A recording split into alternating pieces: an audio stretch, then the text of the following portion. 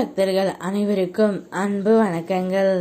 என் அன்பு குழந்தையே, ஒரு ரகசிய உறவு ஒன்று வெளி உலகிற்கு வர உள்ளது. யாருடையதென்று உனக்கு தெரியுமா? தெரிந்தால் உன்னுடைய நிலைமை என்னவாகும் தங்கமே? இதை நான் கூறுகின்றேன், பொறுமையாக கேள். உன் மனசாட்சியோடு போராடும் உனது உள்ளத்தை எனது கோவிலாக நான் கொண்டு இருக்கின்றேன். அங்கு உன் மனம் வழிபாட்டு இடம். அவ்வேளை நான் உன் ரகசியங்களை கவனித்தும் வருகின்றேன். உனது எந்த செயலும் தப்பானது அல்ல என்பதே என் தீர்மானம் தங்கமே. நீயாய் உன்னை குற்றவாளியாக கருதி கொள்ள வேண்டாம்.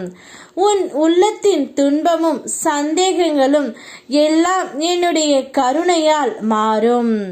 நீ செய்வது அனைத்தும் எனக்கு தெரிந்தே நடக்கிறது என்பதை மட்டும் மனதில் வைத்துக்கொள். உன் பாதையில் எத்தனை கனவுகளோடு நீ வந்தாய். இந்த கனவுகள் எல்லாம் எப்பொழுது நினைவாகும் என்று என்னிடம் நீ கேட்கின்றாய். ஆனால் உனக்கே தெரியாமல் ஒரு ரகசிய உறவு ஒன்று இருக்கின்றது தங்கமே. அது உன்னுடைய துணைதான். இதை சொன்னால் உன்னால் தாங்கிக் கொள்ள முடியாது என்ற பொழுதுதான் இத்தனை நாட்களாக நான் மறைத்து வைத்து இருந்தேன். இப்போது அளவு மீறி போய்விட்டதால் நான் கூறி விடுகின்றேன் தங்கமே. நீ எவ்வளவு நாட்களாக கேட்டு கொண்டிருந்த பிரார்த்தனைகளை நான் உனக்கு தரும் நேரம் வந்துவிட்டது.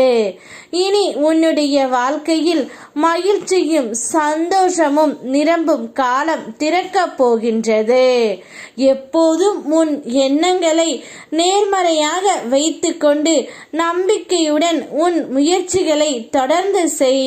அவை அனைத்தும் இனி வெற்றியாக இருக்கும். உன் அருகிலே நான் எப்போதும் நிழலாக இருந்து உன்னை எல்லா துன்பத்தில் இருந்தும் காக்கின்றேன் தங்கமே.